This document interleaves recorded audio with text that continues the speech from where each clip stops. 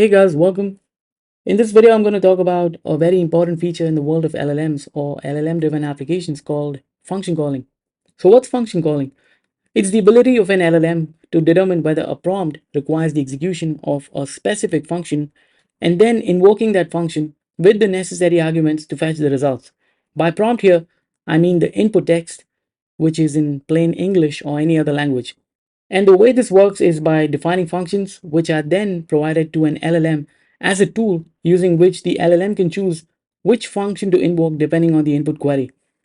Now, function calling, conceptually speaking, is a type of RAG or grounding, if you're familiar with those concepts, and they're used to answer questions by calling external systems or databases in order to provide more relevant and useful responses. Now, a lot of you might wonder, how is function calling different than RAG or grounding? And if they're similar, then what's the purpose of using function calling?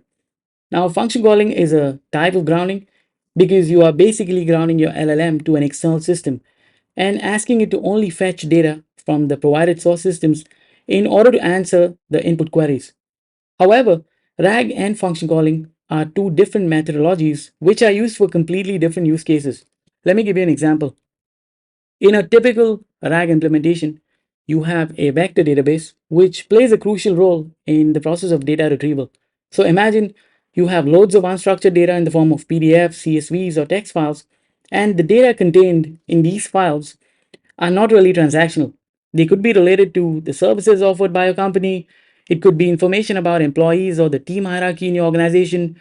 It could be the website or mobile application implementation details along with the tech stack or system design documented.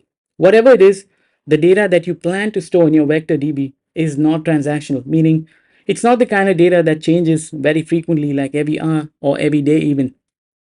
So you typically read the data from PDFs or CSVs, you apply chunking to them, and then you convert them into embeddings using any embedding model of your choice, and you store these embeddings in a vector DB. Now, once you have this, you can deploy a chatbot which accepts user inquiries or queries from the front end, and this input is converted to an embedding, and then you typically perform similarity search using one of the several algorithms against the data which is stored in your vector DB in order to retrieve the most similar results, which is then returned back to the end user by an LLM model. So that's a typical scenario for implementing RAG using an LLM and a vector DB.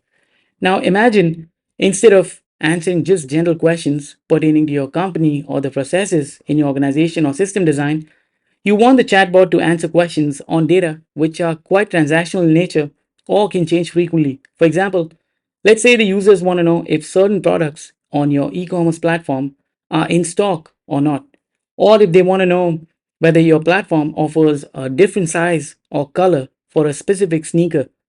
Now, this information is something that's only available, let's say, in your application database, or they're available via an API call, or possibly in a data warehouse like BigQuery.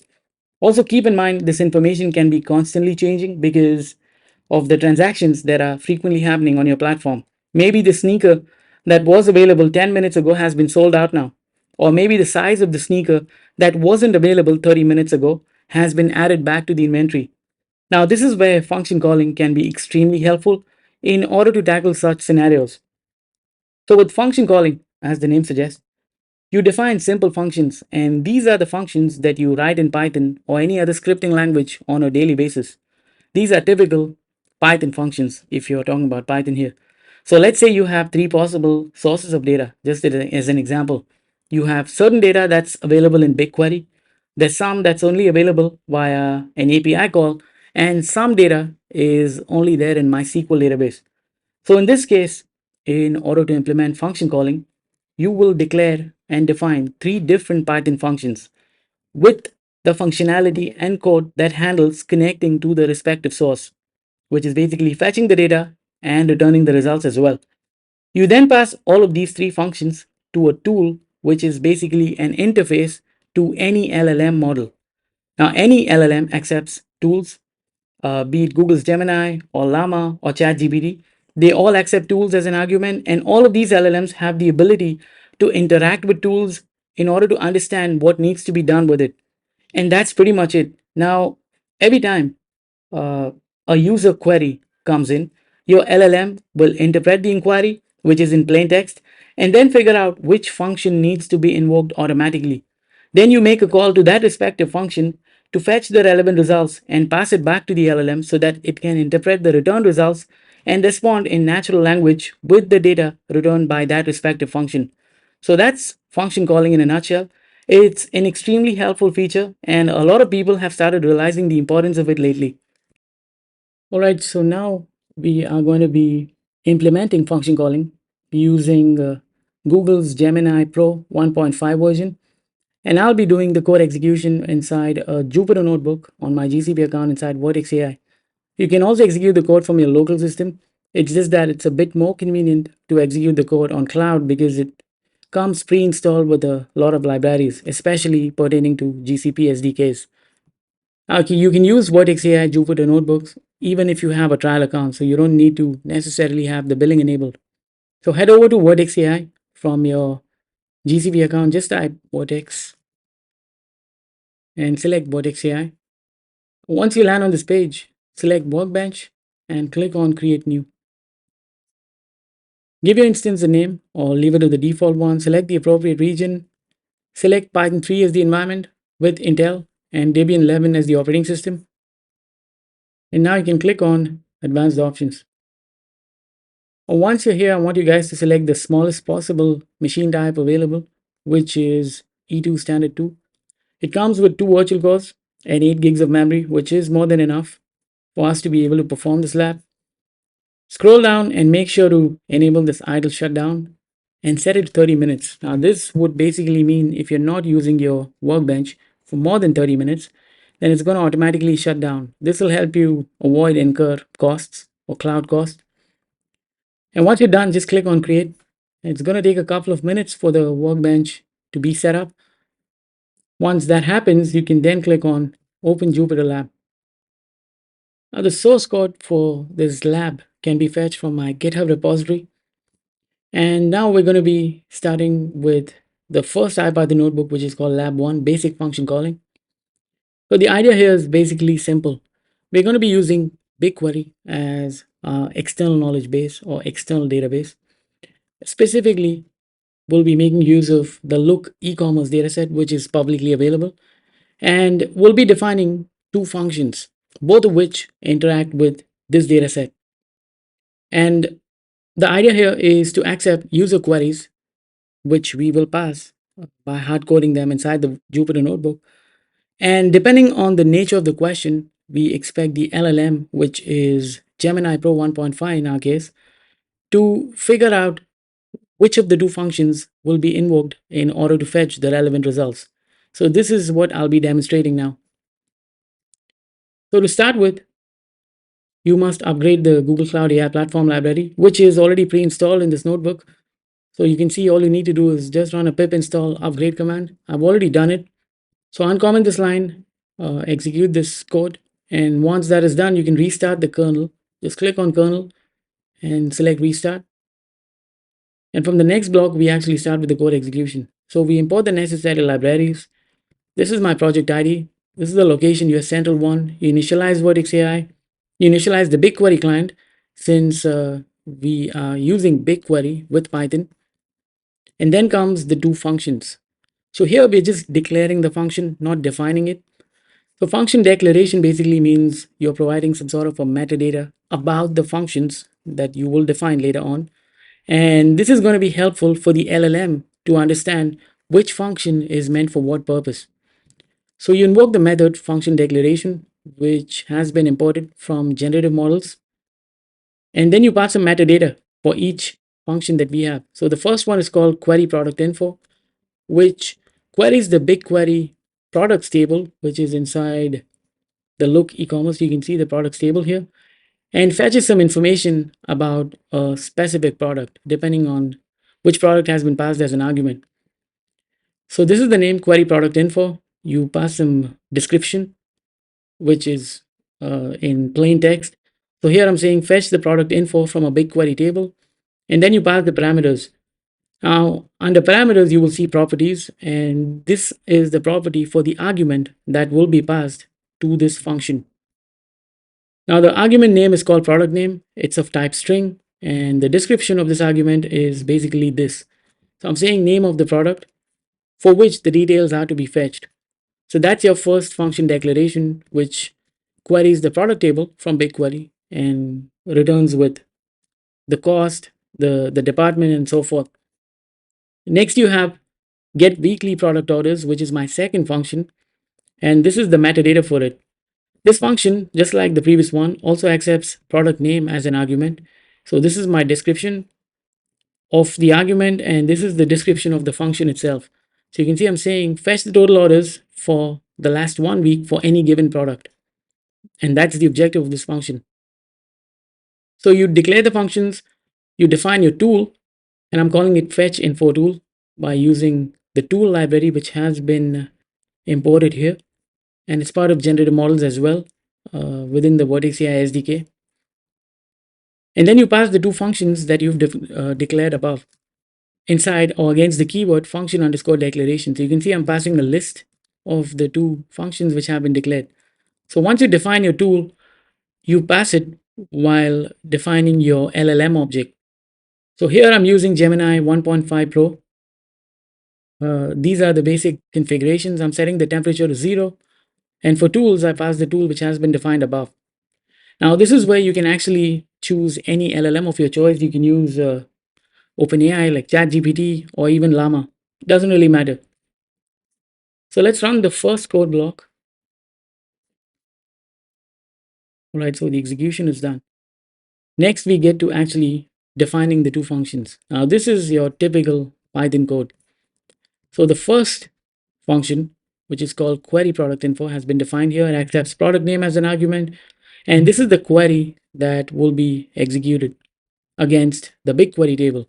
So this is a simple SQL query. As you can see, I'm selecting the distinct name, brand, the price, which is the retail price column, the department from the products table inside the public data set, the look e-commerce, where the name of the product is like whatever has been passed as an argument. And that's pretty much it. So you execute this query and you return the results as JSON. Similarly, you have the second function here, which is get weekly product orders, which accepts product name. And this is the query that will be executed. Now, in here, we're using two different tables within the same data set. So we're using products and order items.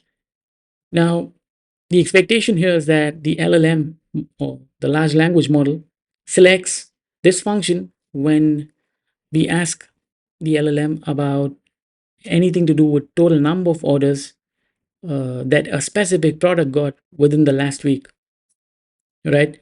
That's the objective here. And the objective of the first function is basically any user queries pertaining to products such as the cost, the price, the department, what brand does a specific product belong to, and so forth. And similar to the previous function, the second function also returns a JSON response, but in this case, the payload only has the product name and the total orders. Let's execute the second code block now. All right, so the two functions have been defined. Now let's initiate the chat by invoking model name.startChat. And here we have our first prompt. So I'm saying how many orders were placed for this specific product name, which I know exists because I fetched it from the BigQuery table in the past week, right? Now, going by the nature of this question, the function that should be invoked is this one, right? Get weekly product orders, because we're asking about how many orders were placed for a given product. So that's my prompt. I'm also appending some instructions to this prompt by saying give a concise high-level summary, only use information that you learned from BigQuery, and do not make up any information. So these are just the instructions that I appended to the main user query here. And now we pass the prompt to it. So let's see what happens. All right, so we have received the response. Now to see what the response has, let me run this code block. There you go. So what we're expecting in the response payload is basically the name of the function that needs to be invoked, depending on the nature of the question that you've asked. So you can see it has correctly predicted that the function that needs to be invoked is get weekly product orders, which is correct, right? And the argument that needs to be passed to this function is this one, which is nothing but the product name, right? So everything works fine. Let's try the same by changing the prompt. So I'm running my first prompt now. I've commented out the one used previously. And here I'm saying, what's the cost of this specific product, right? Now, in this case, it should invoke the first function, which queries the products table. So let's run this and check the response again. All right, this is a bit strange. It says that I cannot answer this question. So let me initiate the chat again. Run this again. All right, it worked. So now you can see it says the function that we need to invoke is query product info, and the argument that we need to pass as product name is this one. So it has been able to parse the argument as well, which is nothing but the product name. And that's how powerful this function calling is if you implement it correctly with an LLM. So that's your response. Now, once you get the response, you have to make a second call to the LLM. That's how it works. In the first response, you just get the function name which needs to be invoked, along with the arguments that need to be passed to this function. And once you have this, you must just pass through it. And that's pretty much what I'm doing in this block that I've highlighted. So I grab the function name, I grab the argument value so that I can use it to pass to the function. And here there's a simple if condition. So here I'm checking if the function name, which is the function name inside this response payload, is query product info, then that's the method that I'm going to invoke by passing the argument value, which has been passed directly from the response. And if it's get weekly product orders, then this is the method that needs to be invoked. So this is a simple if else condition here. So let's run this. All right, so now we have the final payload inside a variable called final response. So let's see what this final response looks like. So it's basically a simple Python list with the necessary values fetched from the respective Python function, right? Since the prompt that we used here was this one, what's the cost of the product? You can see there's the name of the product, there's the brand, and there is the cost, which is price as well. And then you have the department as well.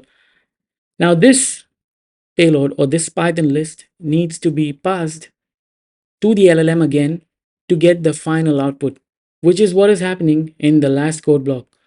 So we are invoking send message, but here we're invoking another method, which is called from function response.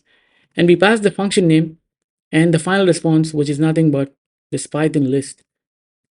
So let's run this. I'm also printing out the response.txt here, as you can see right at the bottom. So if I run this code block, you can see the final output of the LLM, which says the product cost $6.3. So that's how simple function calling is. You can actually extend this functionality, if you can imagine, to pretty much any database or third-party APIs even, right? All you need to do is define a function.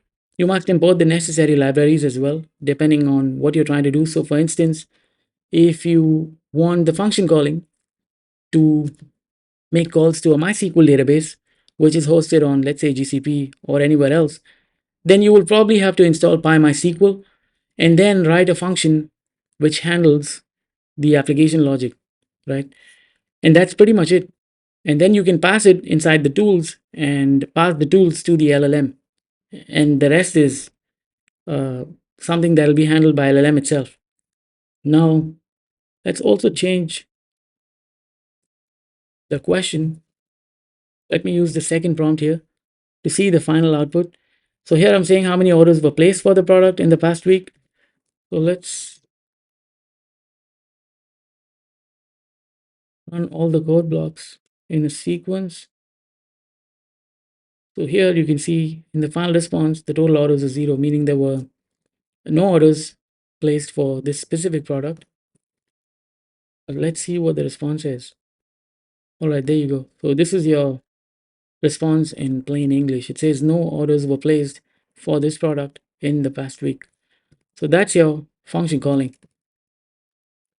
Now, function calling does not always necessarily mean that the LLM will and must invoke only one function or method out of the different methods that you have provided to it as a tool, right? Because this totally depends on the user query. What I'm trying to say is, if you scroll back up and if you look at the two prompts that we had used, the first prompt is asking about the cost of a product, and the second one is asking how many orders were placed for a given product, right? And both these scenarios, the LLM knows that the necessary information can be fetched by just invoking one of the functions. But what if I change the first prompt and I change the question by saying, what's the cost of this product and how many orders were placed for it in the past week, right? Now let's run this code block and look at the response. Now you can see the LLM, which is Gemini here, has correctly identified the need to query both the methods because that's what is visible in the response.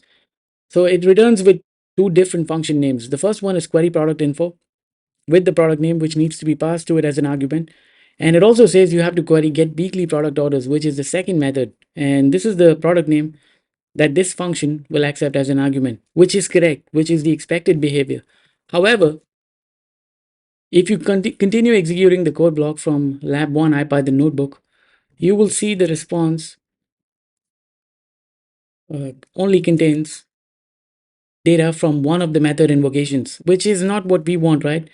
So the way to handle this is quite simple. It's not rocket science. All you need to do is define a different method that makes multiple API calls to the necessary function using Vertex AI SDK and accumulates all the information by invoking all the necessary functions given the user query, which is exactly what I've handled in the second IPython notebook, which is called Lab 2 Advanced Function Calling. Now, if you open this IPython notebook, you will see the code is exactly the same as the previous one. The only difference here is that I've written another function called extract function calls. Now, this function accepts the response as an argument. Now, this is the response which is received by making the first call to the LLM, right?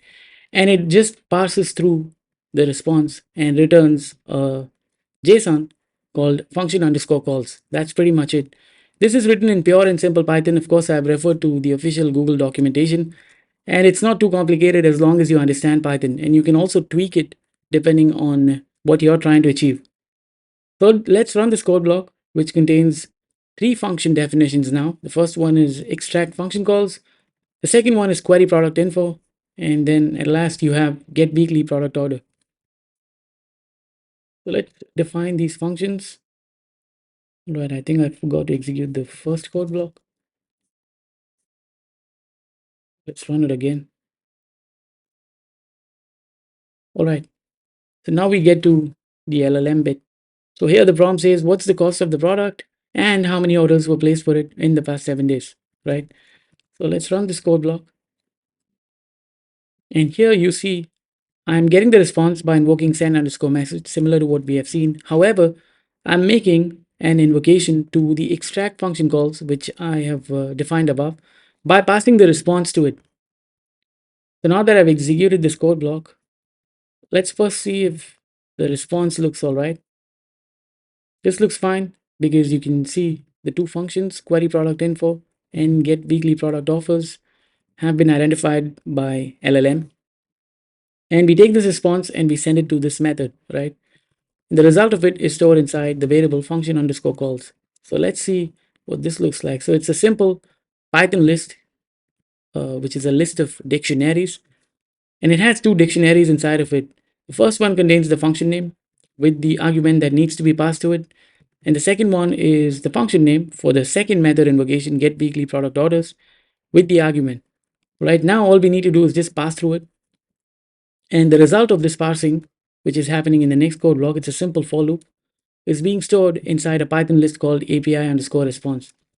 So if you run this code block and you see what API response looks like, it's a list of lists which contains a Python dictionary. So you can see the first method that needs to be invoked is query product info, and the payload that needs to be passed when we invoke the LLM is this dictionary, which contains the name, brand, price, and department.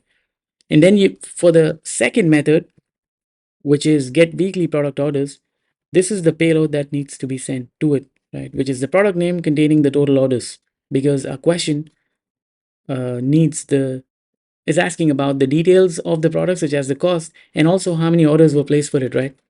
And now all we have to do is run a for loop to pass through this API response and then invoke the method from function response, which is a method we've already invoked in the previous IPython notebook, right? The only difference here is there's a for loop here. That's pretty much it. Now, if you run this and if you look at response.text, there you go. That's your final output, which says the product cost $6.3 and there were no orders for it in the past week. So that's your function calling using Python. Now let's talk about application deployment, especially for applications which are driven by LLM or AI. When you talk about app deployment in general, you are essentially looking at two basic architectures which go back to software engineering or even data engineering principles, right? You have a monolithic architecture and then you have the microservices architecture. In a monolithic architecture, as you can imagine, you have the entire code, which includes your front end and back end code in one single code base.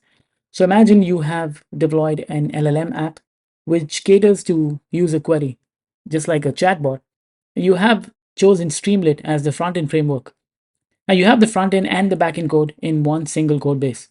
Now, the disadvantage of a monolithic architecture is that if you want to make changes to the backend code, you will have to modify your entire code base. And I want to stress on the changes related to the backend code when it comes to LLM because that's inevitable. It is something you might end up doing constantly, mainly because all the LLM SDKs, be it ChatGPT, be it Vertex AI, be it Llama, are constantly evolving, including LangChain, right, which is a wrapper framework, and they're constantly evolving and improving. So there's a constant need to adapt your code in order to improve your backend functionality, which is something that you cannot avoid. So that's one basic disadvantage if you go for a monolithic architecture when it comes to application deployments which are driven by LLM. Next, you have a microservices architecture where there's a clear separation between the front end code and the back end code. Now, the front end, let's say, is driven using Streamlit, or it could be React or Node.js and whatnot. But when it comes to backend, you deploy the backend code as a microservice. And the front end interacts with the backend through this microservice, meaning via REST API calls. So in this scenario, if you have to make constant changes to your backend code, which is something you will do, then it's much easier because in this scenario, you will only make changes to your microservice code. Next up, I'm going to show you how to deploy the code that we've executed using Jupyter Notebooks as a Cloud-Run microservice app. All right, so now we are going to deploy the code as a Cloud-Run app on GCP. And the code that we're going to be deploying is exactly the same as what we have executed previously using Jupyter Notebooks. So you can open up main.py. And like I mentioned, we'll be deploying this as an application inside Cloud-Run. Now, Cloud-Run is a Google Cloud service which allows you to deploy containerized web applications. So if you open up main.py, you will see it's the exact same code. The only difference here is that it's modularized. And also I'm making use of Flask since we're deploying this as a microservice that accepts a post request and returns the response accordingly. However, the functionality is exactly the same if you go through the code. So there's not much of a difference, except like I mentioned, I have made sure to add a route and also a function which will handle the incoming requests when the incoming requests are posted on this specific route, which is URL /query. So that's pretty much it. And if you look at requirements.txt, these are the different libraries that we need in order to run our application. So you need the Google Cloud AI Platform, Google Cloud BigQuery, since BigQuery is being used as the backend database or data warehouse.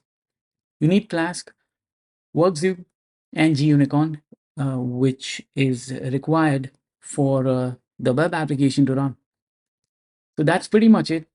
If you open up commands.sh, you will see the first command which we will execute in order to deploy this application inside Cloud-Run on GCP. So open up a terminal in your local system and navigate into the folder where you have the three files. So you have main.py, main.py, requirements.txt, and commands.sh. The two files that are required for this application to run are main.py and requirements.txt. Commands.sh is just for reference purposes. Now, from the terminal, I'm going to execute this command which says gcloud-run deploy, followed by the name of the application. You can change it if you want. Source dot, which basically means the source files are in the current working directory. Platform is managed. Region is US Central 1. We are allowing unauthenticated requests to this application. The max instances to which this application can scale out to is 2.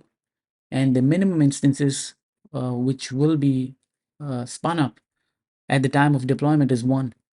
There's two ways of deploying an application using Cloud-Run. You can either containerize it in your local system, push it to a container registry, and deploy the application directly from the container registry to Cloud-Run, or you can directly run this command, which will handle everything, meaning it's going to Dockerize your application and then deploy it. So we're going to copy this and paste it in our terminal. And before you execute this query, you must make sure that you have authenticated your Google Cloud account by typing gcloud config, gcloud auth login from your terminal. And once you're done with that, you must then select the appropriate project inside of which you're deploying this application. Once you're done with both of those steps, you can then execute this command. So I'm going to go ahead and run this.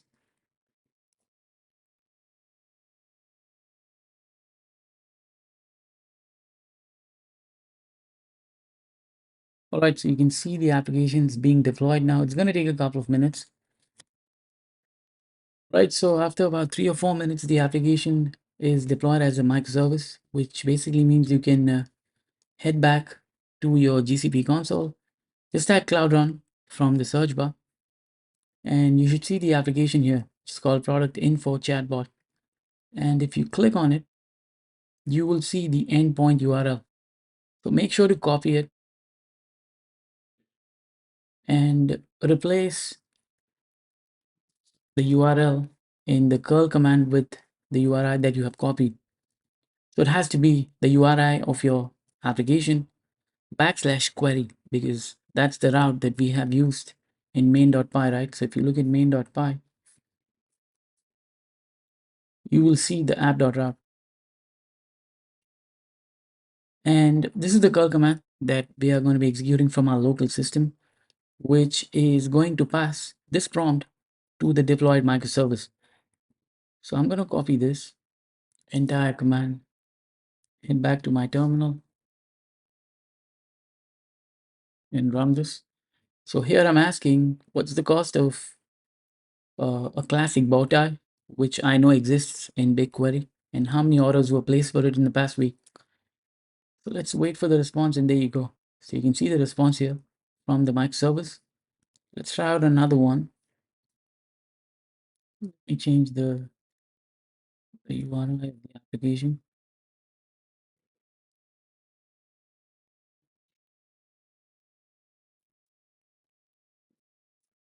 All right, so here I'm changing the question a bit.